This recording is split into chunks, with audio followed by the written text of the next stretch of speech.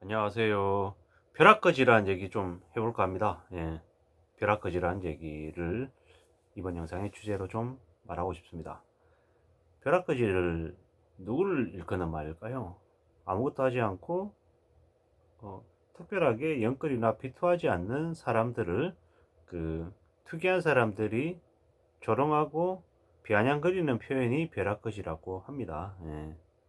근데 빚내서라도 집을 산 사람들을 벼락부자가 된 것처럼 되게 우쭐하고 어깨에 힘을 주고 다니는데, 실제로 과연 그들이 벼락거지가 되고 아무 행동하지 않은 사람들이 벼락거지가 됐을까요? 제가 생각할 때는 다릅니다. 벼락거지라고 불린 사람들이 시간이 지나면 얼마나 현명한 사람이었고 올바른 판단을 한 이들인지가 여실히 드러날 것입니다. 물론 저금리 시대에 저금리가 계속되는 그 시기에는 빚을 내서 집을 사서 차익을 볼 수 있을 겁니다. 근데 그 차익을 보고 되팔아서 자기 손에 그 돈을 쥐었을 때 부자가 됐다 혹은 이렇게 이득을 남겼다라고 얘기할 수 있을 겁니다. 그런데 팔지 않고 혼자서 가만히 앉아서 눌러 앉아 있으면서 계산기로 두드리기만 해서 지금 시세가 이 정도니까 내가 돈을 벌었네라고 생각하는 건 실제로 실현하지 못한 이익, 머릿속으로 상상만 한 이익이라는 거죠. 사실상 그 이익이 언제 날아갈지 혹은 마이너스가 될지는 장담 못한다라는 말씀을 드리고 싶은 거죠. 그리고 저금리 상태가 계속 지속된다고 하면 그 벼락 부자가 됐다라고 말하는 사람들, 특이했다고 하는 사람들이 올바른 판단을 한 사람일지도 모릅니다. 근데 저금리가 고금리로 바뀌어지면 벼락 부자라고 우쭐했던 사람들이 이제 상황이 달라지는 거죠. 빚지고 산다라는 게 얼마나 힘들고 무서운 일인지를 아마 몸소 깨달을 겁니다. 언제? 앞으로의 5년 동안이라는 거죠. 빚이 얼마나 무서운 건지, 함부로 빚지면 안 된다는 게 어떤 건지를 아마 뼈저리게 깨달을 거죠. 빚이 호랑이보다 더 무섭다는 말이 옛날 속담이잖아요. 옛날 속담은 그냥 나온 게 없어요. 다들 사람들의 온갖 경험과 고통과 기억 속에 회자되는 말들인 거죠. 능력이 없으면, 감당할 수 없으면 망할 수밖에 없는 거죠. 앞으로는 더욱더 힘들어지고 더 괴로워질 거라는 거죠. 은행은 점점 더 대출자들의 목을 옥죄할 거라는 거죠. 안 쉬운 상황입니다. 지금 계속 금리가 인상될 조짐입니다. 2월달에 인상한다, 3월달에 크게 오른다, 이게 미국 얘기인지 한국 얘기인지 앞에 말하지 않아도 될 것 같은 거죠. 더욱 더 힘들고 더 빡빡해지고 금리 인상의 이자 부담이 더 커질 거라는 거죠. 두려운 상황이죠. 깝깝할 거예요 아마. 지금도 밤잠 못 잔다라는 얘기들이 조금씩 나오는데, 실제로 더 이제 강하게 이제 금리가 인상이 되면 어떻게 될까요? 곡소리 나는 거죠. 음.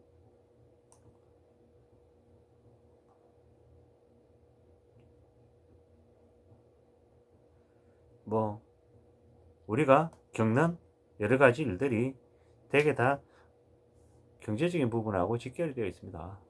경제적인 문제 때문에, 어려움 때문에 사람들이 생활이 바뀌고 인식이 바뀌고 생각이 바뀝니다.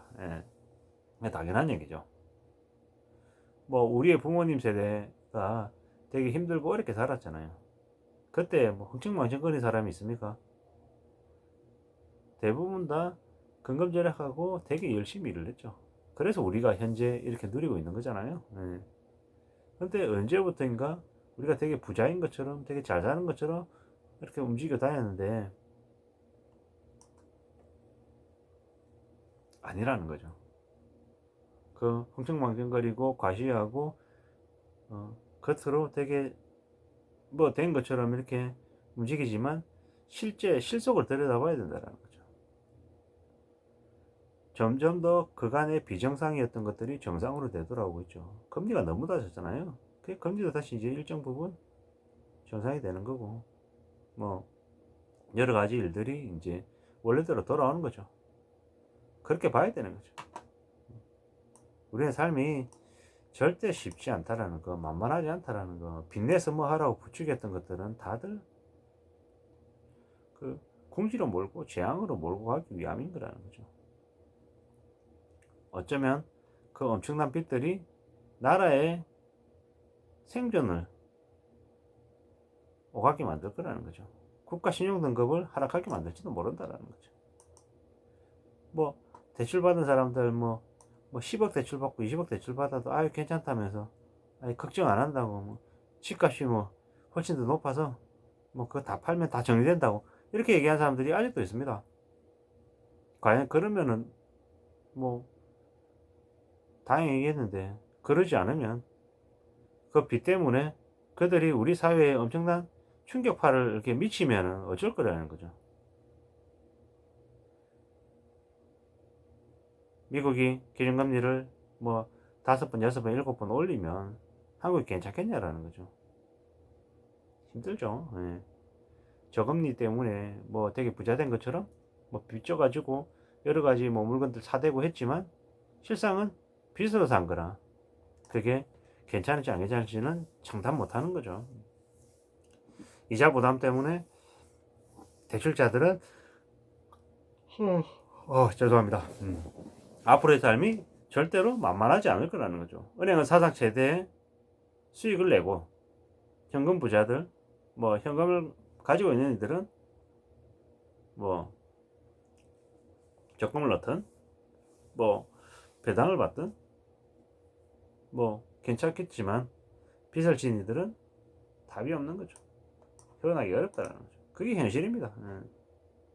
뭐 현재 상황에서는 현실을 냉정하게 바라보는 것, 그것만이 제일 중요합니다. 아쉽다라는 거. 뭐 빚을 낸 자영업자의 15%는 대출 금액 거의 대출 금액이 연소득의 5배가 넘는다라고 하는데 이게 보통이 아닌 거죠. 아마 앞으로 자영업자도 되고 구조조정이 일어날 거다라고 이제 보여지는 거죠. 그게 현실인 거죠. 10명 중에 1명이 금리가 1% 올 때마다 소득의 5% 이상을 추가 이자 비용으로 써야 된다는데 사실상 되게 취약한 상황이다라고 이제 봐야 되는 거죠. 대출자들이, 그 중에서 자영업자와 저신용자들이 그 금리 상승에 따른 추가 이자 부담이 더 크다고 합니다. 뭐 올해 뭐 여러 차례 추가 금리 인상이 있을 텐데 가계대출의 82.6%인지 82.4%가 변동금리 인상이라는데 대부분의 차주들이 이 금리 인상에 대한 그 충격파를 바로 받는다라는데, 그렇게 되면 결국에 대출한 사람들이 부채 상환이 힘들어서 소비를 줄일 수밖에 없는 거고, 그 소비를 줄이면은 결국에는 그 한국 경제에도 안 좋은 영향을 미칠 수밖에 없다라는 게 이제 많은 사람들이 이제 지켜보는 이야기들인 거고요. 앞으로 이제 우리는 더욱더 그런 이제 힘들고 어려운 상황으로 이제 적응을 해야 된다라는 거죠. 뭐 돈 빌리가 어렵다 보니까는 뭐 이제 카드론, 뭐 대출, 뭐 제2금융 이런 대출까지도 계속 이제 하게 되는데, 그렇게 되면 이제 금리 감당해야 하는 금리는 이제 더 이제 높아지는 거죠. 돈 빌릴 데는 없고, 그래서 뭐 찾고 하다 보니까는 중금리, 고금리인 대출을 이제 이용하게 되는데, 그렇게 되면은 점점 더 힘들어지고 이제 더 어려워지는 거 삶이. 앞으로는 이제 저금리 시대가 저물고 고금리로 이제 중금리로 이제 향해 가면서 수많은 대출자들이 궁지에 몰리고 그들이 괴로워하고 그들이 정말 지옥 같은 삶을 살게 될 거다라는 거. 그리고 그런 삶에 그들이 또 적응하면서 우리 삶에 또 아래의 계층을 또 맡게 될 거라는 거죠. 그들이 사실상 한국 사회의 이제 최하층민으로서, 노예로서 아마 가난에 평생 짓눌리면서 살게 될 거라는 거죠. 함부로 빚지면 안 된다. 빚이 얼마나 무섭다라는 걸 그들이 뼈저리게 보여줄 거라는 거죠. 그렇게 생각하고 그런 모습으로 그들이 사는 게 이제 많은 사람들에게 알아서 메시지를 보여준다. 메시지가 된다.